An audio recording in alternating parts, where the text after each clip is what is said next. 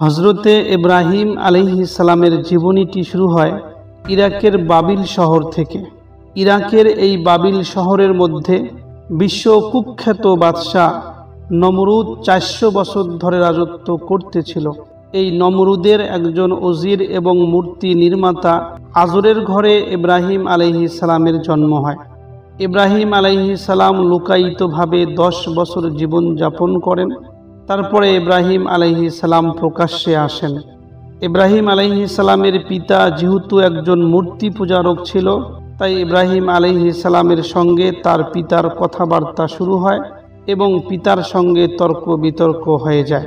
সেই পরিস্থিতির মধ্যে যেহেতু বাবিল শহরের মধ্যে প্রতিটা মানুষ ছিল মূর্তি পূজারক, তাই ইব্রাহিম আলাইহিস সালামের গ্রামের মধ্যে সবাই ছিল মূর্তির কাজের মধ্যে নিয়োজিত এবং মূর্তি পূজার মধ্যে ব্যস্ত।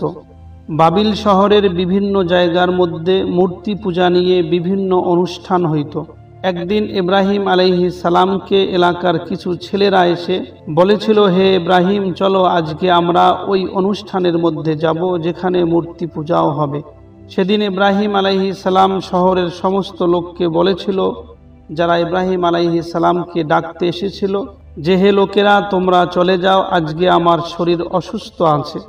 এই অজুহাত দেখিয়ে ইব্রাহিম আলাইহিস সালাম সেই মূর্তি পূজার মেলার মধ্যে যাওয়া থেকে বিরত থাকে। যখন সমস্ত এলাকার লোক ওই মূর্তি পূজার মেলার মধ্যে চলে যায়, তখন ইব্রাহিম আলাইহিস সালাম জাতীয় মূর্তিঘর অর্থাৎ জাতীয় মন্দিরের মধ্যে ঢুকে সেখানে ছোট বড় অনেকগুলো মূর্তি থাকে, সেই মূর্তিগুলোকে ভেঙে চুরমার করে ইব্রাহিম আলাইহিস সালাম ওই ঘরের মধ্যে যে বড় মূর্তিটি ছিল সেই মূর্তির ঘাড়ের মধ্যে কুড়োলটি রেখে দিয়ে চলে আসে।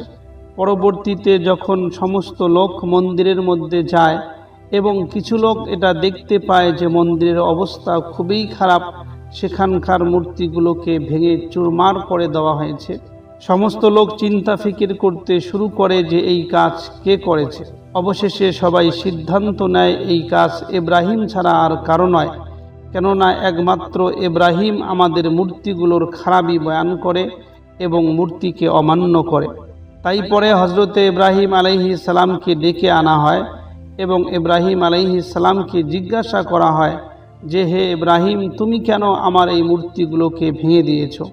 ইব্রাহিম আলাইহিস সালাম সবাইকে উত্তর দিয়েছিল, দেখো লোকেরা, আমি তোমার মূর্তিগুলোকে ভেঙে দেই নাই, বরং ওই মূর্তিগুলোর মধ্যে যে বড় মূর্তি আছে আমার মনে হয় সেই মূর্তি এই ছোট মূর্তিগুলোকে ভেঙে দিয়েছে, কেননা ওই বড় মূর্তির ঘাড়ের মধ্যে এখনও কুরুল রয়েছে।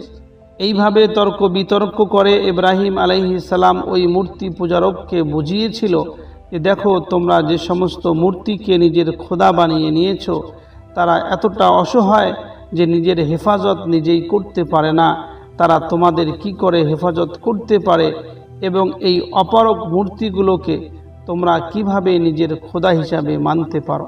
পরে ইব্রাহিম আলাইহিস সালামের এই ঘটনা অত্র এলাকার বিখ্যাত বাদশাহ নমরুদের কাছে পৌঁছে যায় এবং বাদশাহ নমরুদ ইব্রাহিম আলাইহিস সালামকে তার দরবারের মধ্যে ডাকে। ইব্রাহিম আলাইহিস সালাম বাদশাহ নমরুদের দরবারের মধ্যে গিয়ে উপস্থিত হন। বাদশাহ নমরুদ ইব্রাহিম আলাইহিস সালামকে জিজ্ঞাসা করে যে হে ইব্রাহিম, তোমার রব কে?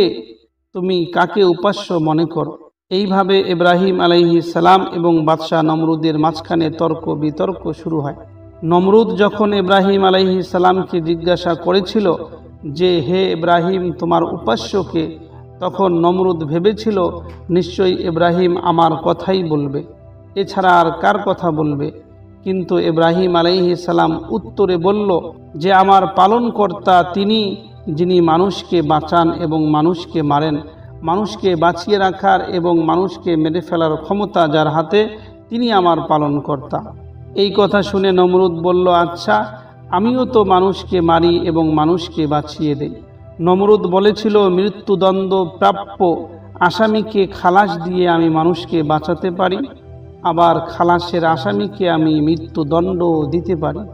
এইভাবে তো আমি মানুষকে মারি, মানুষকে জীবিত রাখি, তাহলে তো আমি তোমার খোদা। তখন ইব্রাহিম আলাইহিস সালাম নমরুদের এই কথা শুনে দ্বিতীয় একটি যুক্তি পেশ করল। ইব্রাহিম আলাইহিস সালাম বলল, আমার আল্লাহ উনি যে আল্লাহ সূর্যকে পূর্ব দিক থেকে উদিত করে এবং পশ্চিম দিকে সেটাকে অস্ত করে। আপনি যদি খোদা হতে চান তাহলে আপনি সূর্যকে পশ্চিম দিক থেকে উদিত করে পূর্ব দিকে অস্ত করান, তাহলে আমি আপনাকে খোদা বলে মেনে নেব। নমরুদ ইব্রাহিম আলাইহিস সালামের এই যুক্তি শুনে হতবুদ্ধি হয়ে পড়ল, আর কোনো উত্তর দিতে পারল না। যখন নমরুদ ইব্রাহিম আলাইহিস সালামের উত্তর দিতে পারল না, তখন নমরুদ রাগ হয়ে গিয়ে বলতে লাগলো, হে আমার লোকেরা, তোমরা এই ইব্রাহিমকে আগুনের মধ্যে পুড়িয়ে ছারখার করে ফেলো। নমরুদের হুকুম মতো বিরাট বড় আয়োজন শুরু হলো।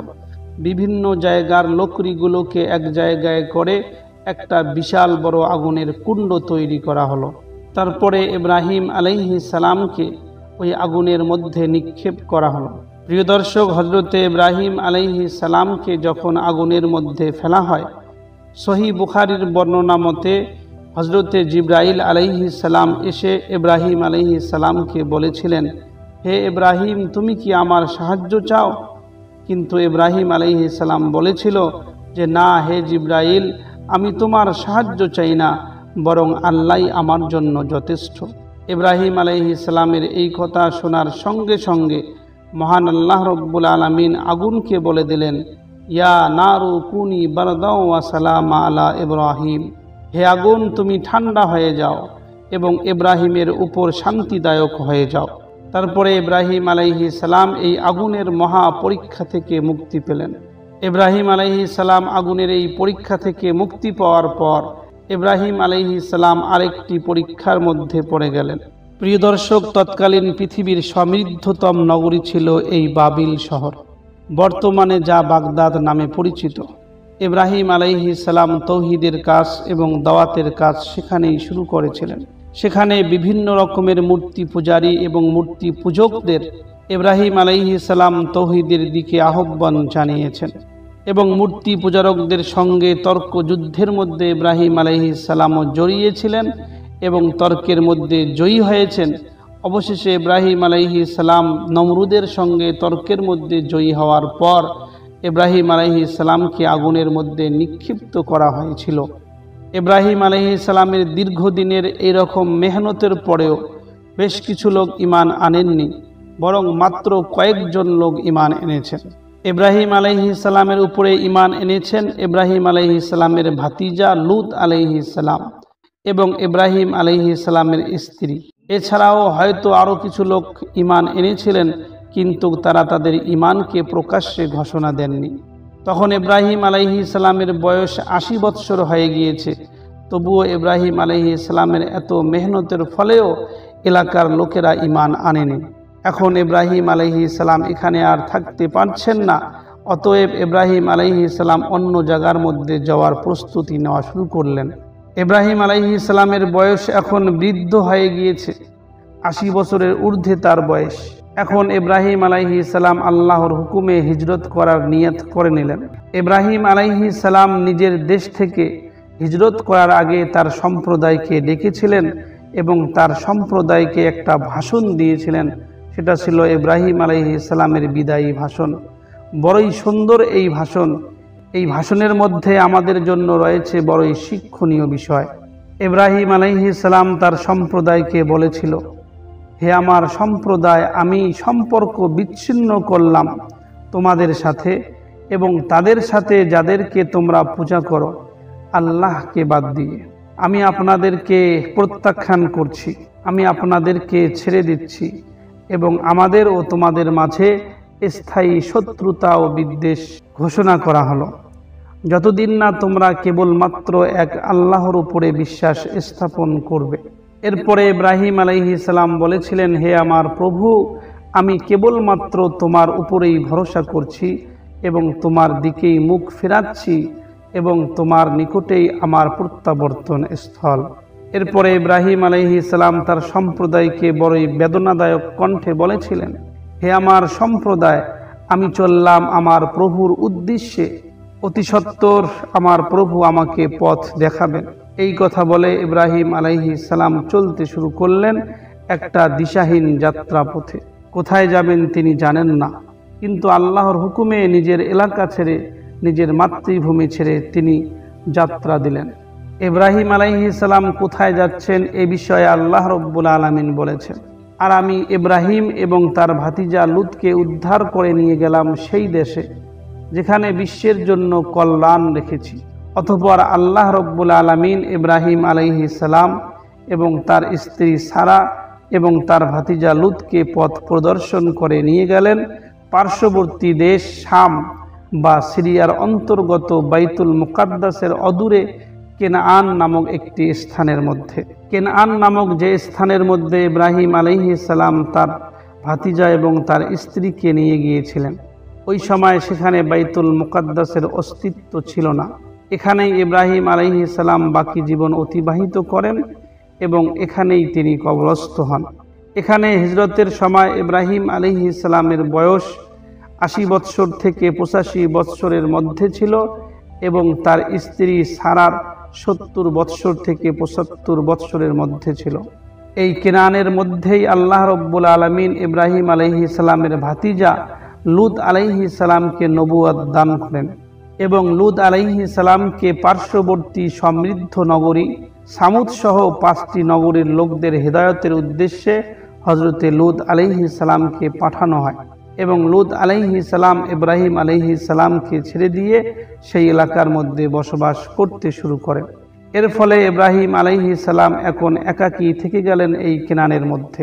প্রিয় দর্শক, হযরতে ইব্রাহিম আলাইহিস সালাম জন্মভূমি বাবুল শহরে জীবনের প্রথম অংশ অতিবাহিত করার পর হিজরত ভূমি শামের কেনানে তিনি জীবনের বাকি অংশ কাটাতে শুরু করেন এবং ইব্রাহিম আলাইহিস সালামের জীবনের মধ্যে যত পরীক্ষা ছিল সমস্ত পরীক্ষা এই কেনানের মধ্যেই হয়েছিল। ইব্রাহিম আলাইহিস সালাম তার স্ত্রী সারা এই কেনান এলাকার মধ্যে বেশ কিছুদিন অতিবাহিত করার পর এই এলাকার মধ্যে দুর্ভিক্ষ দেখা দিল। মানুষ সব দলে দলে ছুটতে থাকে মিশরের দিকে। মিশর তখন ফিরাউনদের শাসনাধীন ছিল। মনে রাখতে হবে, মিশরের শাসকদের উপাধি ছিল ফিরাউন। ইব্রাহিম এবং মুসার সময় মিশর ফিরাউনদের শাসনাধীনে ছিল। মাঝখানে ইউসুফ আলাইহিস সালামের সময়ে ২০০ বছরের জন্য মিশর হাসকুস রাজাদের অধীনস্থ ছিল, যা ছিল ঈসা আলাইহিস সালামের আবির্ভাবের প্রায় ২০০০ বৎসর আগের ঘটনা। কেনানের মধ্যে এখন চলছে খুবই দুর্ভিক্ষের তাড়নায় কেনানের লোকেরা মিশরের মধ্যে পাড়ি জমাইতেছিল।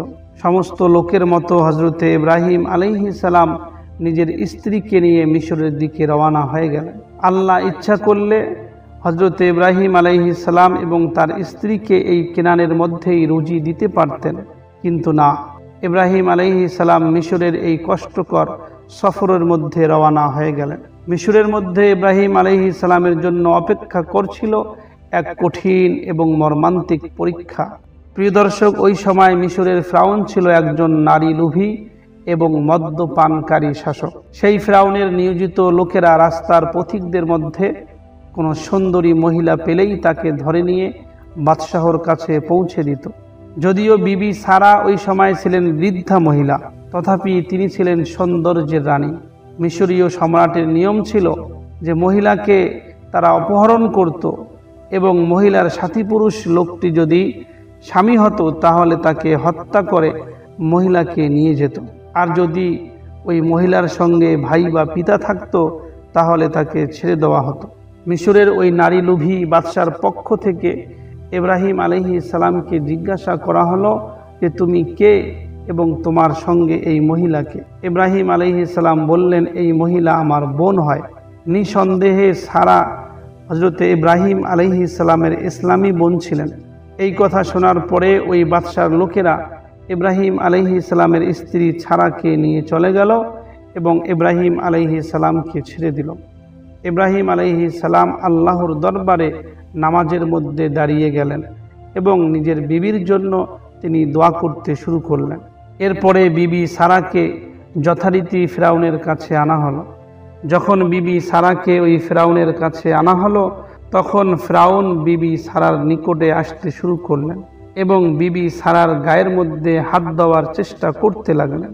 কিন্তু বিবি সারা ওই ফিরাউনের কাছে একটু সময় চেয়ে উজু করে তারপরে নামাজের মধ্যে দাঁড়িয়ে গেলেন।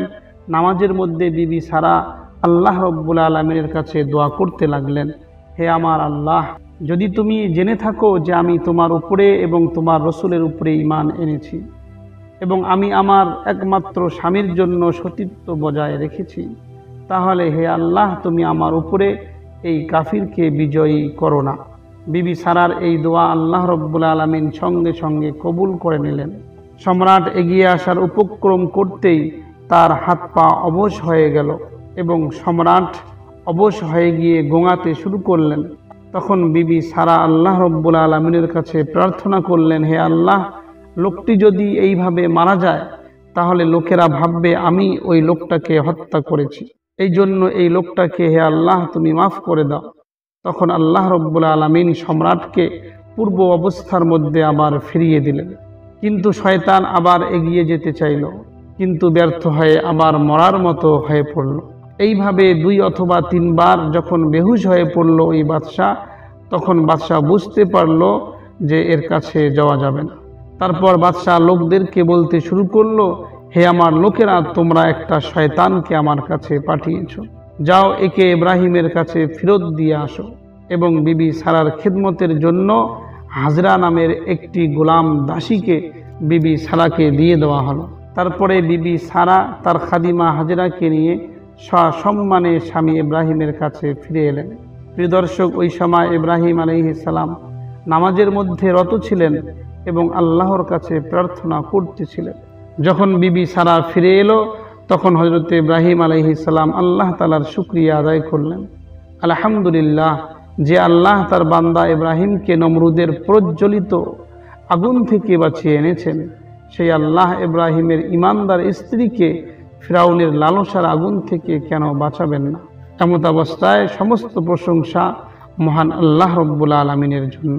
প্রিয় দর্শক, এখানে মনে রাখতে হবে যে ফিরাউন যে বাদশাহ মিশরের ছিল, সে শুধু বিবি হাজরাকে বরং তার সঙ্গে বিবি সারাকে আরও অন্যরকম অনেক হাদায়া এবং অনেক তোহফা দিয়েছিল। ইব্রাহিম আলাইহিস সালাম মিশরে যে উদ্দেশ্যে এসেছিল, যে দুর্ভিক্ষের কারণে এসেছিল, সেটা এইভাবে আল্লাহ রব্বুল আলামিন পূরণ করে দেয়। এরপরে হযরত ইব্রাহিম আলাইহিস সালাম আবার মিশর থেকে কেনানের মধ্যে ফিরে আসেন।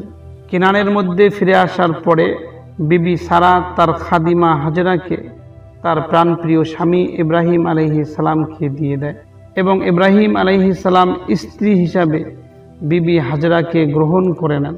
পরে দ্বিতীয় স্ত্রী হাজরার গর্ভে জন্ম লাভ করেন হযরত ইব্রাহিম আলাইহিস সালামের প্রথম সন্তান ইসমাইল আলাইহিস সালাম। যে সময় ইসমাইল আলাইহিস সালাম বিবি হাজরার পেট থেকে হয়েছিল, সেই সময় ইব্রাহিম আলাইহিস সালামের বয়স ছিল ৮৬ বৎসর। ইসমাইল আলাইহিস সালাম জন্ম হওয়ার পর ইব্রাহিম আলাইহিস সালামের পরিবারের মধ্যে আনন্দের বন্যা বয়ে গিয়েছিল। শুষ্ক মরুভূমিতে যেন প্রাণের জোয়ার এলো। আসল কথা ছিল, ইব্রাহিম আলাইহিস সালামের দোয়ার ফলে আল্লাহ রব্বুল আলামিন তাকে একটি সন্তান দিয়েছিলেন, ইসমাইল আলাইহিস সালাম। কেননা ইব্রাহিম আলাইহিস সালাম বারবার আল্লাহ রব্বুল আলামিনের কাছে দোয়া করেছিলেন, হে আল্লাহ, আমাকে একটা নেক সন্তান দান করো, হে আল্লাহ, আমাকে একটা নেক সন্তান দান করো। আল্লাহ রব্বুল আলামিন তার এই দোয়া কবুল করে তাকে সুসংবাদ দিয়েছেন একটি সবরকারী সন্তানের। এখন ইব্রাহিম আলাইহিস সালামের আরেকটি পরীক্ষার সময় চলে এলো। প্রিয় দর্শক, শিশু সন্তান জন্ম লাভের পর ইব্রাহিম আলাইহিস সালামকে আল্লাহর পক্ষ থেকে হুকুম দেওয়া হয় যে, হে ইব্রাহিম, তুমি তোমার স্ত্রী হাজরা এবং তুমি তোমার সন্তান ইসমাইলকে মক্কার মরুভূমির মধ্যে রেখে দিয়ে আসো। যে মরুভূমির মধ্যে কোনো গাছপালা নেই, কোনো ঘাস নেই, কোনো আহার নেই, কোনো খাবার নেই, যে মরুভূমির মধ্যে কোনো পানি জাতীয় কোনো জিনিস নেই, সেখানে তুমি তোমার স্ত্রী হাজরা এবং তুমি তোমার সন্তান ইসমাইলকে রেখে দিয়ে আসো। প্রিয় দর্শক, এটা ছিল আসলে বিশাল বড় একটি পরীক্ষা। আল্লাহ রব্বুল আলামিনের হুকুম পেয়ে হযরত ইব্রাহিম আলাইহিস সালাম তার স্ত্রী হাজরা এবং সন্তান ইসমাইল আলাইহিস সালামকে মক্কার ওই মরুভূমিতে রেখে দিয়ে আসতেছিলেন। যখন ইব্রাহিম আলাইহিস সালাম মক্কার মরুভূমিতে তার সন্তান এবং তার স্ত্রীকে রেখে আসতেছিলেন, তখন ইব্রাহিম আলাইহিস সালাম মনের ভিতরে একটা ভাবতেছিলেন যে নিশ্চয়ই আল্লাহ রব্বুল আলামিন আমার সন্তান ইসমাইল এবং আমার স্ত্রী হাজরাকে এখানে ধ্বংস করবেন না। এই হুকুমের মধ্যে আল্লাহ রব্বুল আলামিনের পক্ষ থেকে কোনো রহস্য অবশ্যই রয়েছে। যখন ইব্রাহিম আলাইহিস সালাম বিবি হাজরা এবং তার সন্তান ইসমাইল আলাইহিস সালামকে মক্কার মরুভূমিতে রেখে দিয়েছিলেন, তখন ইব্রাহিম আলাইহিস সালাম শুধুমাত্র এক থলি খেজুর এবং এক মশক পানি সহ তাদের কাছে আর কোনো কিছু রেখে আসেননি। যখন ইব্রাহিম আলাইহিস সালাম তার সন্তান এবং তার স্ত্রীকে মক্কার মরুভূমিতে রেখে দিয়ে আসতেছিলেন, তখন বিবি হাজরা বড়ই বেদনা নিয়ে বেকুলভাবে হযরত ইব্রাহিম আলাইহিস সালামের পিছনে পিছনে আসতে লাগলেন। আর বিবি হাজরা তার স্বামীকে জিজ্ঞাসা করতে থাকেন, হে আমার স্বামী, আপনি কেন আমাকে এবং আমার সন্তানকে এই মরুভূমিতে রেখে যাচ্ছেন, যেখানে পানি এবং খাওয়ার কোনো কিছুর ব্যবস্থা নেই? কিন্তু ইব্রাহিম আলাইহিস সালাম কোনোভাবেই মুখ ফিরিয়ে তার সন্তান এবং তার স্ত্রীর দিকে তাকাচ্ছিলেন না। যখন বিবি হাজরা দেখলেন যে তার স্বামী তার দিকে তাকাচ্ছে না, তখন বিবি হাজরা বললেন, হে আমার স্বামী, আপনি কি আল্লাহর হুকুমে আমাদেরকে এখানে ফেলে যাচ্ছেন? ইব্রাহিম আলাইহিস সালাম ইশারার মধ্যে বলে দিয়েছিলেন হ্যাঁ। যখন ইব্রাহিম আলাইহিস সালামের পক্ষ থেকে ইশারা পেলেন, তখন বিবি হাজরার অন্তরে দৃঢ় বিশ্বাস এবং মনোবল তৈরি হয়েছিল যে আল্লাহ রব্বুল আলামিনের হুকুমে যখন আপনি আমাদেরকে এখানে রেখে যাচ্ছেন, তাহলে অবশ্যই আল্লাহ রব্বুল আলামিন আমাদেরকে ধ্বংস করবেন না। ইব্রাহিম আলাইহিস সালাম ফিরে আসার পর 2-1 দিনের মধ্যেই যে কয়েকটি খেজুর আর যে পানি ছিল তাদের কাছে সেটা শেষ হয়ে গেল। এখন বিবি হাজরা চিন্তা করতে লাগলেন যে এখন কি উপায় হবে। খাদ্য এবং পানি যদি আমি না খাইতে পারি, তাহলে তো বুকের দুধ শুকিয়ে গেলে আমার এই কচি বাচ্চা ইসমাইল কি পান করে বেঁচে থাকবে। এইভাবে চিন্তা করতে করতে হযরতে হাজেরা পাগল পড়া হয়ে গিয়েছেন এবং এদিক সেদিকে দৌড়াদৌড়ি করা শুরু করছে। একবার বিবি হাজরা সাফা পাহাড়ের মধ্যে দৌড়ে যান, আরেকবার সেখান থেকে মারোয়া পাহাড়ের মধ্যে দৌড়ে আসেন। কোথাও কোনো দেখা যায় কি যায় না। এইভাবে করে সাফা এবং মারোয়া পাহাড়ের মাঝখানে বিবি হাজরা 7 বার দৌড়াদৌড়ি করতেছেন। 7ম বারের বেলা বিবি হাজরা দেখতে পান যে তার বাচ্চার পায়ের কাছ থেকে মাটির বুক চিরে বেরিয়ে আসছে ঝর্ণা। জিব্রাইলের পায়ের গোড়ালি বা জিব্রাইল আলাইহিস সালামের পাখার আঘাতে যা সৃষ্টি হয়েছিল এই ঝর্ণা। বিবি হাজরা এই ঝর্ণা দেখে ছুটে আসেন, বাচ্চাকে কোলে নিলেন এবং অসীম মমতায় তিনি চিন্তা করতে লাগলেন। বিবি হাজরা স্নিগ্ধ পানি পান করে আল্লাহর শুকরিয়া আদায় করলেন। এরপরে বিবি হাজরা দূর থেকে একটি আওয়াজ শুনতে পেলেন, যে আওয়াজ শুনে বিবি হাজরা চমকে উঠেছিল। ওই আওয়াজ দেনেওয়ালা ছিল জিব্রাইল আলাইহিস সালাম। তিনি বলেছিলেন, হে বিবি হাজরা, তুমি ভয় পেও না, এখানেই আল্লাহর ঘর। এই সন্তান এবং তার পিতা অতি সত্বর এখানে আল্লাহর ঘর পুনরায় নির্মাণ করবেন, আর আল্লাহ রব্বুল আলামিন তার ঘরের বাসিন্দাদের কখনো ধ্বংস করবেন না। এই শব্দ করে জিব্রাইল আলাইহিস সালাম সেখান থেকে চলে যায়। এরপরে শুরু হয় ইসমাইল আলাইহিস সালামের জীবনের নব অধ্যায়। ইসমাইল আলাইহিস সালামের পায়ের গোড়া থেকে যে ঝর্ণা বার হয়েছিল, সেই ঝর্ণার পানি দেখে বিভিন্ন জায়গার পাখিগুলো সেখানে আসতে শুরু করলো এবং পাখির ওড়া দেখে ব্যবসায়ী কাফেলা যেগুলো ওই এলাকা দিয়ে যাচ্ছিল তারাও সেখানে আসলো। ব্যবসায়ী কাফেলার লোকেরা এসে বিবি হাজরার কাছে ওই পানির অনুমতি চাইলে বিবি হাজরা একটি শর্তে ওই অনুমতি দেন। বিবি হাজরা বলেন, আমি আপনাদের পানি দিতে পারি, কিন্তু একটা শর্ত হইল আপনাদের এখানে থাকতে হবে। কাফেলার লোকেরা বিবি হাজরার এই শর্তকে মেনে সেখান থেকে পানি পান করতে শুরু করলো। যারা প্রথমে এখানে এসেছিল তারা ছিল ইয়ামান থেকে আগত একটি গোত্র, সেই গোত্রের নাম ছিল বনু জুরহাম। পরে যখন ইসমাইল আলাইহিস সালাম বড় হন, তখন এই বনু জুরহাম গোত্রের মধ্যেই তিনি বিয়ে করেন। বনু জুরহাম গোত্রের একটি শাখা গোত্র যার নাম হইল কুরাইশ, সেখানেই বিশ্বনবী সাল্লাল্লাহু আলাইহি ওয়াসাল্লামের জন্ম হয়। অন্যদিকে ইব্রাহিম আলাইহিস সালাম যখন স্ত্রী এবং সন্তানকে রেখে যান, তখন বিবি হাজরা দৃষ্টির আড়ালে গিয়ে আল্লাহ রব্বুল আলামিনের কাছে দোয়া করতে শুরু করেন, হে আমাদের পালনকর্তা, আমি আমার পরিবারের কিছু সদস্যকে তোমার মর্যাদা মণ্ডিত গৃহের সন্নিকটে রেখে এসেছি। হে আমার প্রভু, যাতে তারা সালাত কায়েম করবে, অতএব কিছু লোকের অন্তরকে হে আমার প্রভু তুমি এদের প্রতি আকৃষ্ট করে দাও এবং তাদেরকে ফল ফলাদি দ্বারা রুজি দান করো, সম্ভবত তারা কৃতজ্ঞতা প্রকাশ করবে। প্রিয় দর্শক, একমাত্র শিশুপুত্র এবং তার মাকে মক্কায় রেখে এলে ইব্রাহিম আলাইহিস সালাম মাঝে মধ্যে সেখানে যেতেন এবং তাদেরকে দেখাশোনা করে আসতেন। এইভাবেই সময় কাটতে থাকে। হযরত ইসমাঈল আলাইহিস সালামের বয়স তখন 13 থেকে 14 বছর হয়ে গেল এবং পিতার সঙ্গে চলাফেরা করার উপযুক্ত হয়ে গেল। বলা চলে যে ইসমাঈল আলাইহিস সালাম যখন বৃদ্ধ পিতার সহযোগী হতে চললেন এবং পিতৃ হৃদয় পুরোপুরি জুড়ে বসেছিল ইসমাঈল আলাইহিস সালামের দিকে, ঠিক সেই সময় আল্লাহ রাব্বুল আলামিন ইব্রাহিমের মুহাব্বতের কুরবানি কামনা করলেন। ইব্রাহিম আলাইহিস সালামকে আবার পরীক্ষা করতে চাইলেন মহান আল্লাহ রাব্বুল আলামিন। বৃদ্ধ বয়সের একমাত্র নয়নের পুতলি ইসমাইলের মুহাব্বত ইব্রাহিমকে কাবু করে ফেলল কিনা আল্লাহ রাব্বুল আলামিন যেন সেটাই যাচাই করতে চাইলেন। ইতিপূর্বে ইব্রাহিম আলাইহিস সালামকে অগ্নি পরীক্ষা দেওয়া হয়েছিল, সেখানে ইব্রাহিম আলাইহিস সালাম পাশ করেছে এবং উত্তীর্ণ হয়েছে, কিন্তু এবার রয়েছে প্রচণ্ড রক্তের টান। দ্বিতীয়ত অগ্নি পরীক্ষায় নমরুদ বাদশাহ ইব্রাহিম আলাইহিস সালামকে বাধ্য করেছিল এই পরীক্ষার মধ্যে পড়তে, কিন্তু ইব্রাহিম আলাইহিস সালামের এবারের পরীক্ষা স্বেচ্ছায় এবং স্বহস্তে সম্পন্ন করতে হবে। তাই এই পরীক্ষাটি ছিল পূর্বের পরীক্ষার থেকে কঠিন পরীক্ষা। আল্লাহ রাব্বুল আলামিন এই পরীক্ষার কথা স্বয়ং বলেছেন।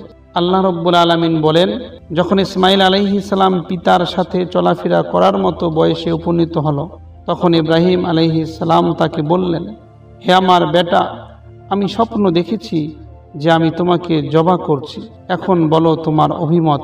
যখন ইব্রাহিম আলাইহিস সালামকে তার ছেলেকে কুরবান করে দেওয়ার হুকুম এলো মহান আল্লাহ রাব্বুল আলামিনের পক্ষ থেকে, সেই হুকুমটি এসেছিল ইব্রাহিম আলাইহিস সালামকে স্বপ্ন যুগে।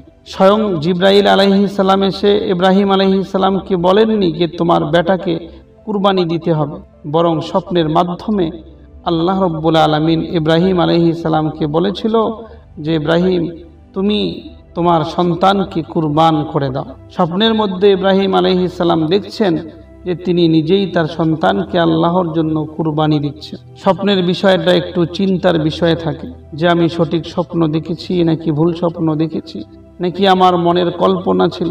কিন্তু বারবার, একবার, দুইবার, তিনবার যখন ইব্রাহিম আলাইহিস সালাম এই স্বপ্ন দেখেন, তখন ইব্রাহিম আলাইহিস সালাম ভালো করে বুঝতে পারেন যে এটা আল্লাহর পক্ষ থেকে হুকুম, এটা আমার কোনো মনের কল্পনা নয়। এই স্বপ্নের পরে ইব্রাহিম আলাইহিস সালাম মক্কা থেকে 8 কিলোমিটার দক্ষিণ পূর্ব মিনা প্রান্তরে হযরত ইসমাঈল আলাইহিস সালামকে নিয়ে যায়। ইব্রাহিম আলাইহিস সালামকে মিনার ময়দানের মধ্যে নিয়ে যাওয়ার সময় 3টি স্থানে হাজিগণ শয়তানকে পাথর মেরে থাকেন। ওই 3 স্থানে ইবলিস 3বার ইব্রাহিম আলাইহিস সালামকে বিভ্রান্ত করার চেষ্টা করেছিল, আর 3বারই ইব্রাহিম আলাইহিস সালাম শয়তানের প্রতি 7টি করে কঙ্কর নিক্ষেপ করেছিলেন। প্রিয় দর্শক, সেই স্মৃতিকে জাগরুক রাখার জন্য এবং শয়তানের প্রতারণার বিরুদ্ধে মুমিনকে বাস্তবে উদ্বুদ্ধ করার জন্য এই বিষয়টি হজের অনুষ্ঠানের ওয়াজিবাতের অন্তর্ভুক্ত করা হয়েছে। চলতে চলতে ইব্রাহিম আলাইহিস সালাম এবং তার সন্তান হযরত ইসমাঈল আলাইহিস সালাম আল্লাহর নির্দেশিত কুরবানগাহ মিনার ময়দানের মধ্যে উপস্থিত হলেন। মিনার ময়দানে পৌঁছে পিতা ইব্রাহিম আলাইহিস সালাম পুত্রকে তার স্বপ্নের কথা বর্ণনা করলেন। ইব্রাহিম আলাইহিস সালাম বাড়ির মধ্যেই তার পুত্র ইসমাঈলকে স্বপ্নের কথা বলেননি, বরং ময়দানের মধ্যে যাওয়ার পরে তার স্বপ্নের কথা বলেছিলেন এবং স্বপ্নের কথা বলার পর তার সন্তান ইসমাঈল আলাইহিস সালামকে বলেছিলেন, হে আমার পুত্র ইসমাঈল, আমি স্বপ্নের মধ্যে দেখেছি যে আমি তোমাকে আল্লাহর জন্য জবাই করতেছি, এ বিষয়ে তোমার মতামত কি? ইসমাঈল আলাইহিস সালাম তার মতামত ব্যক্ত করার সময় বললেন, ইনশাআল্লাহ আপনি আমাকে সবরকারীদের অন্তর্ভুক্ত দেখতে পাবেন। পিতা পুত্রের এরকম আলাপ আলোচনা করার পর পিতা পুত্র উভয়ে যখন আত্মসমর্পণ করলো আল্লাহ রাব্বুল আলামিনের হুকুমের সামনে, তখন ইব্রাহিম আলাইহিস সালাম তার সন্তান ইসমাঈল আলাইহিস সালামকে উপর করে মাটির মধ্যে শুইয়ে দিল এবং ইব্রাহিম আলাইহিস সালাম তার সন্তানের গলার মধ্যে ছুরি চালানোর প্রস্তুতি নিতেছিলেন। সেখানে আল্লাহ রাব্বুল আলামিন বলেছেন, হে ইব্রাহিম, তুমি তোমার স্বপ্নকে পূরণ করেছ। যখন ইব্রাহিম আলাইহিস সালাম তার সন্তানের গলার মধ্যে ছুরি চালাচ্ছিলেন, তখন আল্লাহ রাব্বুল আলামিন জান্নাত থেকে জিবরাইল আলাইহিস সালামকে একটি পশু দিয়ে পাঠিয়েছে যে, হে জিবরাইল, তুমি যাও এবং ইসমাঈলের বদলে এই পশুকে কুরবানি করে দাও। জিবরাইল আলাইহিস সালাম ওই পশুকে নিয়ে আসতেছিলেন। পথের মধ্যে জিবরাইল আলাইহিস সালাম চিন্তা করলেন, হয়তো আমার যাওয়ার দেরি হওয়ার কারণে ইব্রাহিম তার সন্তানের গলার মধ্যে ছুরি না চালিয়ে দেয়। এই জন্য দূর থেকেই হযরতে জিবরাইল আলাইহিস সালাম বলতে শুরু করলেন, আল্লাহু আকবার, আল্লাহু আকবার। যখন ইব্রাহিম আলাইহিস সালাম জিবরাইল আলাইহিস সালামের এই আওয়াজকে শুনতে পেলেন, তখন ইব্রাহিম আলাইহিস সালাম জিবরাইলের উত্তর দেওয়ার জন্য বলেছিলেন, লা ইলাহা ইল্লাল্লাহ আল্লাহু আকবার। যখন জিবরাইল আলাইহিস সালামের সঙ্গে হযরতে ইব্রাহিম আলাইহিস সালামের সাক্ষাৎ হয়ে যায় এবং জিবরাইল আলাইহিস সালাম ওই পশুটিকে ইব্রাহিম আলাইহিস সালামের সামনে রেখে দেয় যে আপনার শিশুর বদলে আল্লাহ রাব্বুল আলামিন এই পশুকে কবুল করেছেন।